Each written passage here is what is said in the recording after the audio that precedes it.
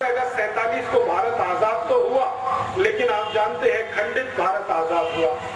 मुस्लिम league जो बना दिया अंग्रेजों ने, वही मुस्लिम लीग भारत में ऐसा विश्व वृक्ष बन गया कि उन्होंने पाकिस्तान अलग करा ही लिया। मुस्लिम लीग ने जो पाकिस्तान अलग कराया भारत देश से, इसमें अंग्रेजों ने पूरी भूमिका निभाई। और अंग्रेजों का यह था कि मुस्लिम लीग को भारत में इतना बढ़ावा दो कि ये कांग्रेस के हिंदू नेताओं से थोड़ी बड़ी संस्था हो जाए। तो मुस्लिम लीग का सारा फंड अंग्रेजों के यहाँ से आता था। आपको सुनकर आश्चर्य होगा, मोहम्मद अली जिन्ना जितना भी पैसा खर्च किया वो सब अंग्रेजों ने डोनेशन में दिया। और मोहम्मद अली जिन्ना का एक लेफ्ट हैंड और राइट हैंड मैन माना जाता था, सोहरावर्दी करके, वो कलकत्ता का बड़ा नेता था। सोहरावर्दी जितना खर्चा किया वो सब अंग्रेजों ने डोनेशन में दिया। अंग्रेजों का एक अखबार निकलता था इस देश में, जो अभी भी निकलता है, उसका नाम था द टाइम्स ऑफ इंडिया। ये अंग्रेजों का अखबार आज भी है। अंग्रेजी एक कंपनी है जिसका नाम है बेनेट एंड कोलमैन, ये उसी कंपनी का अखबार है, तभी से निकलता है। तो टाइम्स ऑफ इंडिया की ये पॉलिसी थी कि मुस्लिम लीग का नेता छोटी से छोटी सभा का आयोजन करे तो उसको बड़े से बड़ा पोस्टर बनाकर, उसकी बड़ी न्यूज बनाकर टाइम्स ऑफ इंडिया के फ्रंट पेज पर देना। कई बार ऐसी हंसी आती है, मोहम्मद अली जिन्ना को जुकाम हो गया, खांसी हो गई, तो टाइम्स ऑफ इंडिया की फ्रंट पेज की न्यूज होती थी कि मोहम्मद अली जिन्ना कल से बीमार है, वो घर से बाहर नहीं निकला, उसको फ्रंट पेज पे कवरेज होता है। और आपको मैं एक आश्चर्य करने वाली बात बताता हूं कि मोहम्मद अली जिन्ना मुस्लिम लीग का नेता था, मुसलमानों का नेता वो कभी नहीं बन पाया। मुस्लिम लीग एक संगठन था, उसका नेता था, मुसलमानों ने उसे अपना नेता कभी नहीं माना। आप जानते हैं कारण क्या था? कारण सबसे बड़ा ये था कि मोहम्मद अली जिन्ना रोज हंदी मांस खाता था। हंदी मांस समझते हैं, पोर्क, और मुसलमान उसको अपना नेता मान नहीं सकते जो हंदी मांस खाए। दूसरी समस्या थी कि मोहम्मद अली जिन्ना रोज शराब पीता था। मुसलमानों में शराब वर्जित है, हंदी मांस वर्जित है, शराब वर्जित है। और तीसरा, मोहम्मद अली जिन्ना का जो मुख्य धंधा था वो ब्याज पर पैसे उठाने का धंधा था उसका। मुस्लिम धर्म में इसको भी स्वीकार्य नहीं है, इसलिए मुसलमान उसको अपने नेता कभी नहीं मानते। आपको सुनकर आश्चर्य होगा, एक बार ये जिन्ना लाहौर में मुसलमानों की एक सभा में चला गया तो मुसलमानों ने मंच पर चढ़कर इसका मुंह काला कर दिया और एक गधे पर बिठाकर उसका सर्कस निकाला पूरे लाहौर में। उसके बाद हिम्मत नहीं पड़ी लाहौर जाने की, अखबारों में खूब छपा और जिन्ना को पूछा गया कि आपके मुसलमान ही आपको नेता नहीं मानते तो आप हैं किसके नेता? तो धीरे से उसने कहा कि मैं तो अंग्रेजों का नेता हूं, अंग्रेजों का बनाया हुआ नेता। अब आप जरा सोच सकते हैं, जिसको मुसलमानों ने नेता नहीं माना, उस व्यक्ति की ताकत इतनी कैसे हो गई कि उसने पाकिस्तान बना दिया इस देश। कभी तो मन में ये विचार आएगा आपके। बहुत दिन में ये सोचता रहा कि जो मुसलमानों का नेता कभी हुआ नहीं, 10 लोगों ने जिंदगी में कभी उसका भाषण सुना नहीं, वो इतना ताकतवर कैसे हुआ कि उसने भारत से एक अलग हिस्सा पाकिस्तान बना दिया। बात ये है और सच्चाई है जो मैं आपको बोलकर जाना चाहता हूं, और ये सच्चाई सुनते समय किसी के दिल को दुखा हुआ हो तो मैं क्षमा मांगता हूं कि ये जो पाकिस्तान बना उसमें मोहम्मद अली जिन्ना की भूमिका इतनी बड़ी नहीं थी, उससे ज्यादा बड़ी भूमिका लेडी माउंटबेटन की थी। एडविना माउंटबेटन का नाम आप जानते हैं, नहीं जानते तो जान लीजिए। वो भारत का अंतिम अंग्रेज अधिकारी जिसका नाम था लुइस माउंटबेटन, उसकी पत्नी थी एडविना माउंटबेटन। ये पाकिस्तान बनाने का सबसे बड़ा कारण वो एडविना थी। आप जानते हैं वो क्या खेल खेला उसने? एडविना माउंटबेटन लंदन के हैरिस कॉलेज में पढ़ती थी जिसमें ये जिन पढ़ा करता था, और उसी कॉलेज में भारत के पहले प्रधानमंत्री पंडित जवाहरलाल नेहरू भी पढ़ते। हैरिस कॉलेज में 3 लोग पढ़ते थे साथ में एक ही क्लास में ध्यान देना, जिन्ना मोहम्मद अली, पंडित जवाहरलाल नेहरू और एडविना। उस समय वो माउंटबेटन नहीं थे, शादी उसकी बाद में हुई। तो एडविना जिन्ना और नेहरू एक ही क्लास में पढ़ते थे और रिकॉर्ड्स और दस्तावेज बताते हैं कि एडविना से दोनों लगे हुए थे। ये डॉक्यूमेंट्स बताते हैं। और एडविना इतनी चालाक महिला थी कि दोनों को हैंडल करती थी, इतनी चालाक। एक को सवेरे मॉर्निंग में, दूसरे को शाम में, दोनों को हैंडल करती। और जिन्ना और नेहरू का सबसे बड़ा जो झगड़ा होता था वो एडविना को लेकर।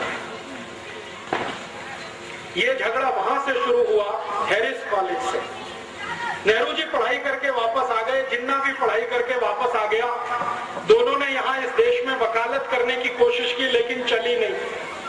न नेहरू जी की वकालत चली, न जिन्ना की वकालत चली। दोनों बैरिस्टर थे, उनको जिंदगी में कभी कोई केस ही नहीं मिला लड़ने के लिए। कारण समझते हैं? कारण बिल्कुल स्पष्ट है कि केस उसको मिलता है जिसके जीतने की संभावना होती है। नेहरू जी के बारे में सब जानते थे कि इसको कोई दम नहीं है जो जीत पाएगा एक भी केस। तो वकालत चली नहीं, तो नेहरू जी कांग्रेस में ज्वाइन हो गए। उनके पिताजी ने उनको कांग्रेस में डाल दिया। पिताजी का सपना था कि मैं नहीं तो मेरा बेटा कोई ना कोई दिन देश के बड़े पद पर आना। उसके लिए मोतीलाल नेहरू ने एक पार्टी बनाई जिसका नाम था स्वराज्य पार्टी, और अंग्रेजों से उन्होंने तालमेल करके इस देश में सरकार बनाने का काम भी किया।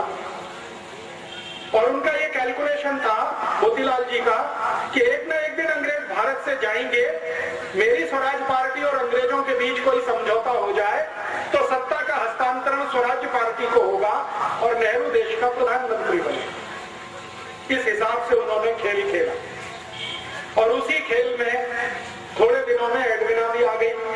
जब अंतिम समय आया, लुईस माउंटबेटन को ब्रिटिश पार्लियामेंट से भेजा गया, तो लुईस माउंटबेटन को भारत भेजने से पहले उसकी शादी एडविना के साथ कराई गई। क्योंकि अंग्रेज खुफिया पुलिस थी, उनको मालूम था कि नेहरू और जिन्ना की वीकनेस क्या है, कमजोरी क्या है। अंग्रेजों की खुफिया पुलिस हर हिंदुस्तानी बड़े नेता पर नजर रखती थी। तो अंग्रेजों की खुफिया पुलिस की रिपोर्ट के आधार पर एडविना को भेजा गया माउंटबेटन के साथ, और माउंटबेटन को कहा गया कि तुम इसको दिखावे के लिए अपनी पत्नी स्वीकार करो, वैसे ये है नहीं तुम्हारी। तो माउंटबेटन ने कहा ठीक है, मैं मेरे देश के लिए इतना तो कर ही सकता हूं। तो उसको पत्नी के रूप में वो लाया। लेकिन कभी भी लुईस माउंटबेटन ने अपनी डायरी में लिखा है कि उसने एडविना के साथ कभी भी रात में बिस्तर पर शेयर नहीं किया। वो दूसरों को दिखाने के लिए पति पत्नी थे, लेकिन असलियत में नहीं थे। और जैसे ही माउंटबेटन यहाँ आ गया तो एडविना को कहा गया कि अब तुम तुम्हारा खेल खेलो। तो एडविना ने एक दिन नेहरू को बुलाया और अगले दिन जिन्ना को बुलाया और कहा कि ठीक है, हम लंदन में जो किया करते थे वो यहाँ भी हो सकता। तो नियमित रूप से नेहरू और जिन्ना ने एडविना के यहाँ जाना शुरू किया, दारू पीना उसके साथ बैठकर, शराब पीना उसके साथ बैठकर। मेरे पास कुछ फोटोग्राफ्स हैं, कभी मैं आपको दिखाऊंगा तो आप दंग रह जाएंगे। नेहरू जी एडविना के साथ बैठकर शराब पी रहे हैं, एडविना के साथ बैठकर सिगरेट पी रहे हैं, एडविना को किस कर रहे हैं, चुंबन ले रहे हैं, उसके साथ डांस कर रहे हैं। ऐसे मेरे पास 7 फोटोग्राफ्स, 7। तो ये चलना शुरू हुआ खेल। आप जानते हैं कि चरित्र सबसे कमजोर कड़ी होता है किसी भी पुरुष के लिए। अगर चरित्र से कोई गिरना शुरू हो जाए तो उसकी अंतिम सीमा नहीं होती है कोई, वो कहां तक जाएगा कोई नहीं जानता।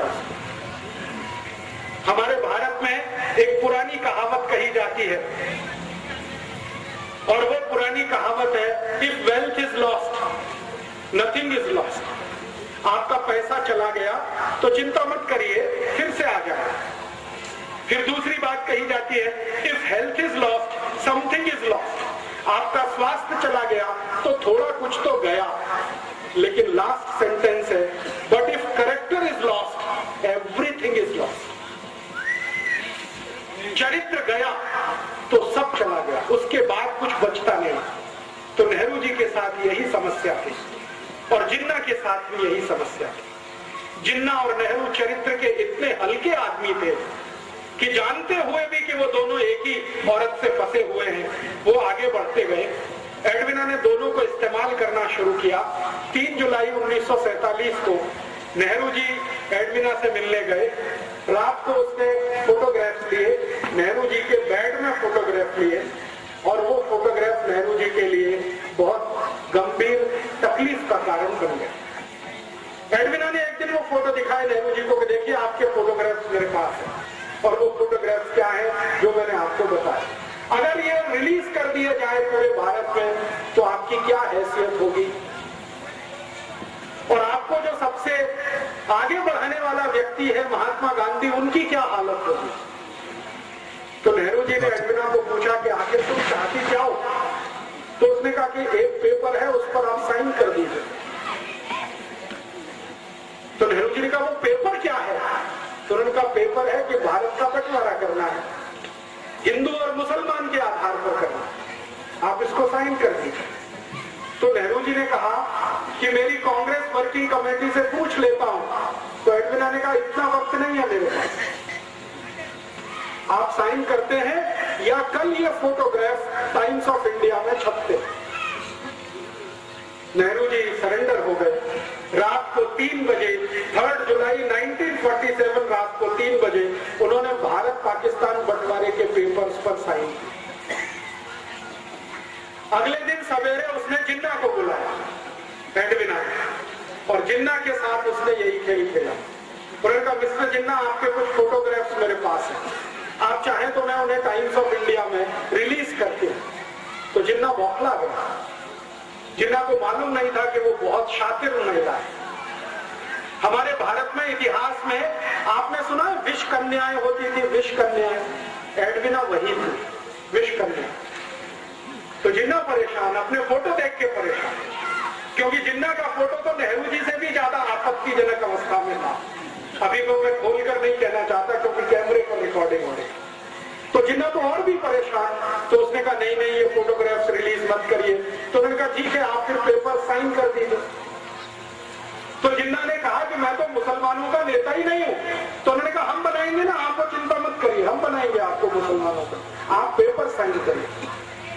तो 4 जुलाई को शाम को करीब 2:30-3 बजे जिन्ना से हस्ताक्षर लिए, 3 जुलाई को सवेरे 3 बजे नेहरू जी से हस्ताक्षर लिए, और वो अगले दिन अखबार में आ गया कि भारत और पाकिस्तान 2 अलग देश बनेंगे, पाकिस्तान मुसलमानों को मिलेगा, भारत हिंदुओं को मिलेगा, और इस तरह से देश का बंटवारा हो गया।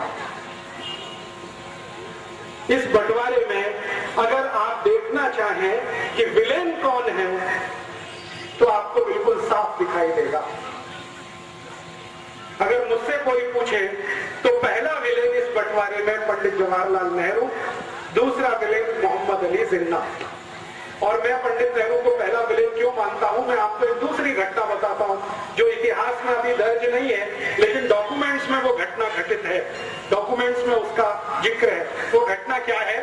घटना ये है कि भारत पाकिस्तान बंटवारा हो गया जिन्ना के हस्ताक्षर और नेहरू के हस्ताक्षर से।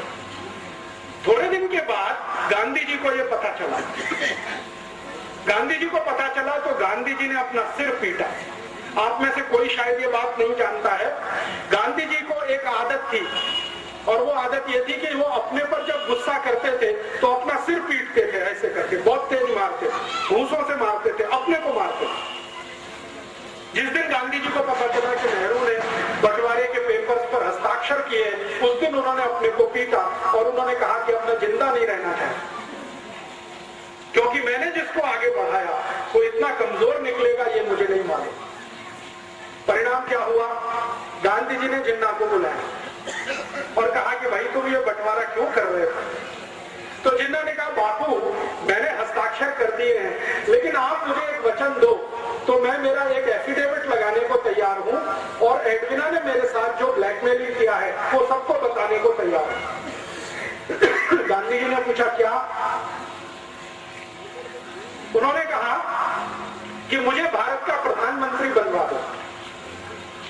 गांधी जी ने कहा बस इतनी ही मांग है तुम्हारी? उन्होंने कहा हाँ, मुझे प्रधानमंत्री बनवा दो, मुझे पाकिस्तान नहीं चाहिए। तो गांधी जी ने कहा ठीक है मैं विचार करूंगा तुम्हारी मांग पर। अगले दिन नेहरू को बुलाया और नेहरू से कहा कि देखो जिन्ना तैयार है, वो एफिडेविट देना चाहता है, एडविना ने कुछ ब्लैकमेलिंग किया है, वो पूरे देश को बताना चाहता है, उसकी एक ही शर्त है कि भारत का प्रधानमंत्री उसे होना। बोलो। तो नेहरू जी ने कहा कि बापू, जिन्ना को भारत का प्रधानमंत्री तो क्या, मैं मेरे ऑफिस का चपरासी नहीं बना सकता, कारकुन नहीं बना सकता। तो गांधी जी ने कहा तुमको जिन्ना से इतनी दुश्मनी क्यों है? तुम दोनों साथ साथ पढ़े लंदन में हैरिस कॉलेज में, तुमको स्कॉलरशिप मिली, जिन्ना को स्कॉलरशिप मिली, साथ में जिस स्कूल में तुम पढ़े, साथ में रहे 15 साल, और तुम में दोस्ती इतनी ज्यादा थी, अब ये दुश्मनी इतनी क्यों? तो नेहरू जी ने असलियत नहीं बताई। जिन्ना और नेहरू जी की जो दुश्मनी थी उसका कारण था एडविना, और कोई दूसरा कारण नहीं। गांधी जी को बताया नहीं। नेहरू जी ने कहा कि मैं तो प्रधानमंत्री तो क्या चपरासी नहीं बना सकता। तो गांधी जी ने कहा कि फिर क्या होगा, देश का बंटवारा। तो उन्होंने कहा कि ठीक है, बंटवारा हो जाए, मुझे उसमें कोई आपत्ति नहीं। तो गांधी जी ने कहा कांग्रेस तो तैयार नहीं है इसके लिए। तो उन्होंने कहा ठीक है, कांग्रेस थोड़े दिन में तैयार हो जाएगी। ऐसे करके गांधी जी और नेहरू जी का वार्तालाप पूरा हुआ। फिर गांधी जी ने कांग्रेस वर्किंग कमेटी की मीटिंग बुलाई। 15 उसमें सदस्य थे। उन 15 सदस्यों के सामने गांधी जी ने कहा कि भारत आजाद होगा, लेकिन दुख है कि बंटवारे के साथ कौन प्रधानमंत्री बने।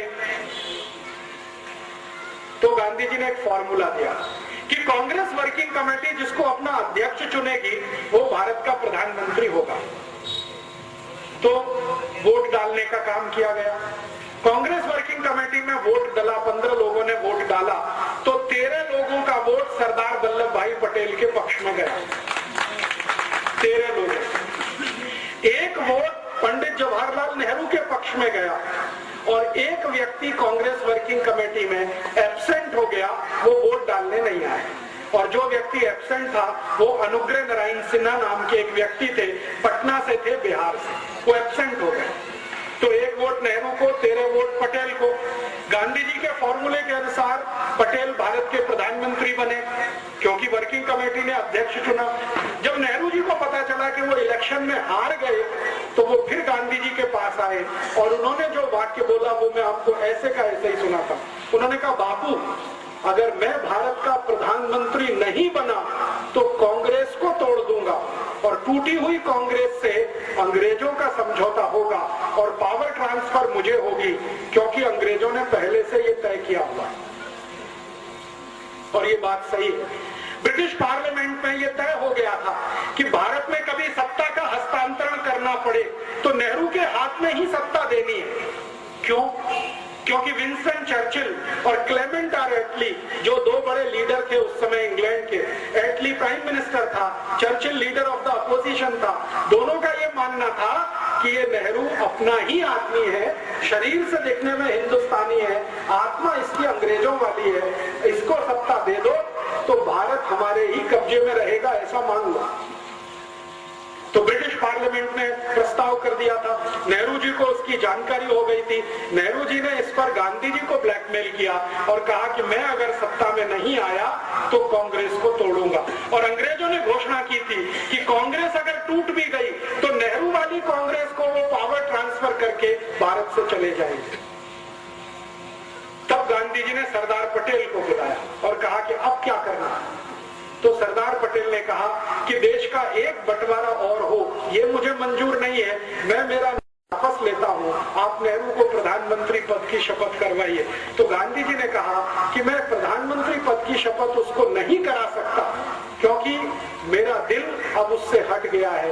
ये जरूर है कि तुम मंत्रिमंडल में आ जाओ, डिप्टी प्राइम मिनिस्टर की पोस्ट पे रहो, ताकि नेहरू के ऊपर कंट्रोल रहे, और मैं तो जाऊंगा नहीं ऐसे किसी समारोह में जहां नेहरू को प्रधानमंत्री पद की शपथ दिलाई जाएगी। और आप जानते हैं कि 15 अगस्त 47 को जब शपथ ग्रहण समारोह हुआ, गांधी जी उसमें नहीं गए। गांधी जी नहीं गए। गांधी जी उस समय बंगाल के एक गांव में थे, नोआखाली में। ये गांव अभी बांग्लादेश में चला गया। तो नोआखाली के गांव में गांधी जी थे, करीब करीब दिल्ली से ये 1700 किलोमीटर दूर है नोआखाली। गांधी जी दिल्ली में नहीं थे। ट्रांसफर ऑफ पावर हुआ है।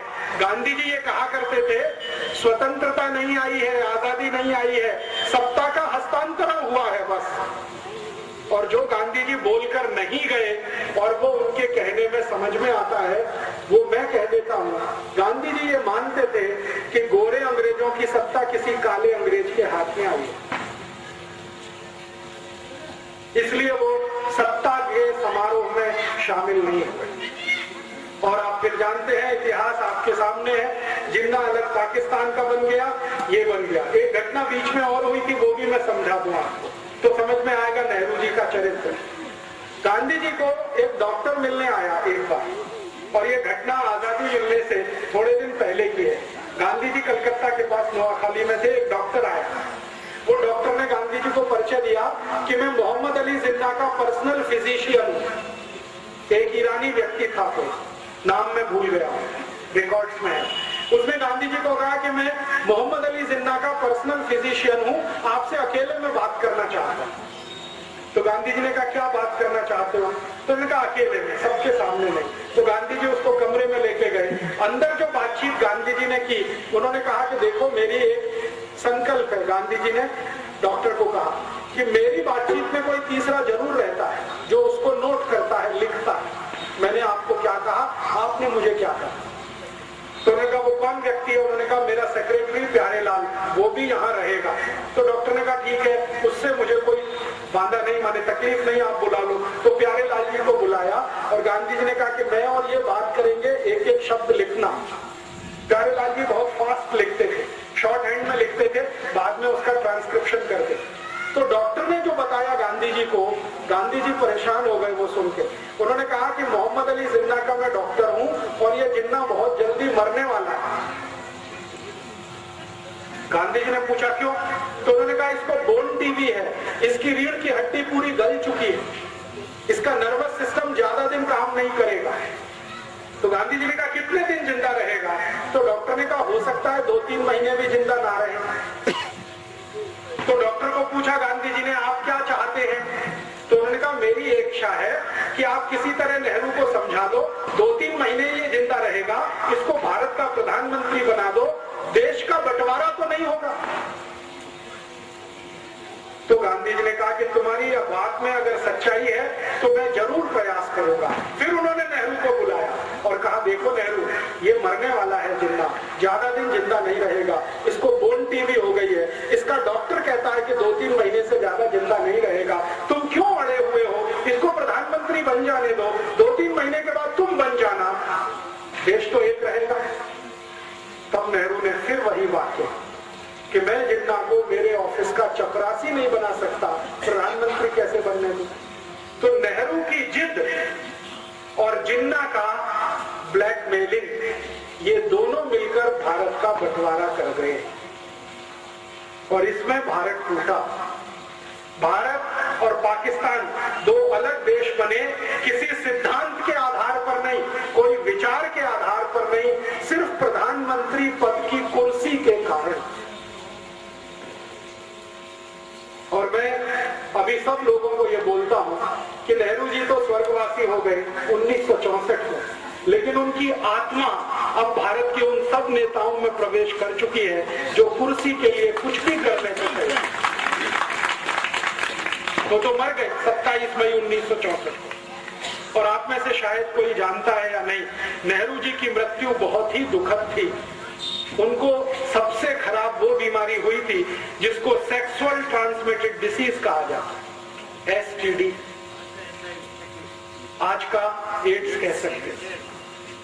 STD उनको था और उनकी मृत्यु के समय जिस डॉक्टर ने उनको एग्जामिन किया था वो बताता है कि नेहरू जी का शरीर सड़ गया, कीड़े पड़ गए थे। बहुत दुखद मृत्यु थी।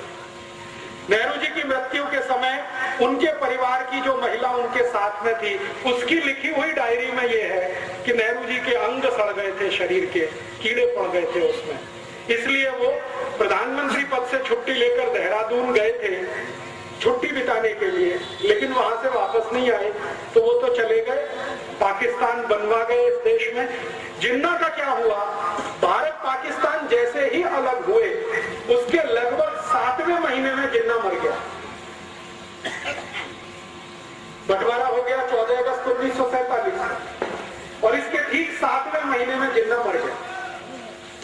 तो उधर पाकिस्तान जिसने बनाया वो पाकिस्तान का मजा नहीं ले पाया कभी, और पाकिस्तान जिनके लिए बनाया वो पाकिस्तान कभी गए नहीं। आप जानते हैं पाकिस्तान बनाने का जो सबसे बड़ा लॉजिक था वो ये कि भारत में रहने वाले मुसलमान वहां जाएंगे और उनके लिए पाकिस्तान बनेगा। वो यहां से गए नहीं, वो यहां है, शिया हो चाहे सुन्नी हो, वो भारत में ही है, वो पाकिस्तान गए नहीं। और जिन्होंने कभी पाकिस्तान मांगा नहीं उनके सिर पर यह पाकिस्तान थोप दिया गया। वो अफगानिस्तान की सीमा पर रहने वाले जो बलूची लोग हैं ना, उनके ऊपर जबरदस्ती ये थोप दिया। आज पाकिस्तान क्या है आप जानते हैं, सारा का सारा पाकिस्तान ऐसी समस्याओं से घिरा हुआ है जो उसके जन्म से शुरू हुई, और जन्म से जो समस्या शुरू हुई जिन्ना के द्वारा, उसी का दुष्परिणाम है कि आज तक उस देश में कभी लोकतंत्र नहीं रह पाया, प्रजातंत्र नहीं रह पाया, हमेशा किसी सैनिक ने उसका शासन किया। और आज भी आप जानते हैं परवेज मुशर्रफ उन्हीं सैनिकों का रूप है जो जिन्ना के द्वारा पल्लवित और पोषित हुए। लेकिन भारत को एक बड़ा नासूर दे गए, और वो नासूर ये भारत के 3 विलेन, एक जिन्ना, नेहरू और एडविना, ये 3 विलेन को मैं मानता हूं भारत के बंटवारे के लिए जिम्मेदार।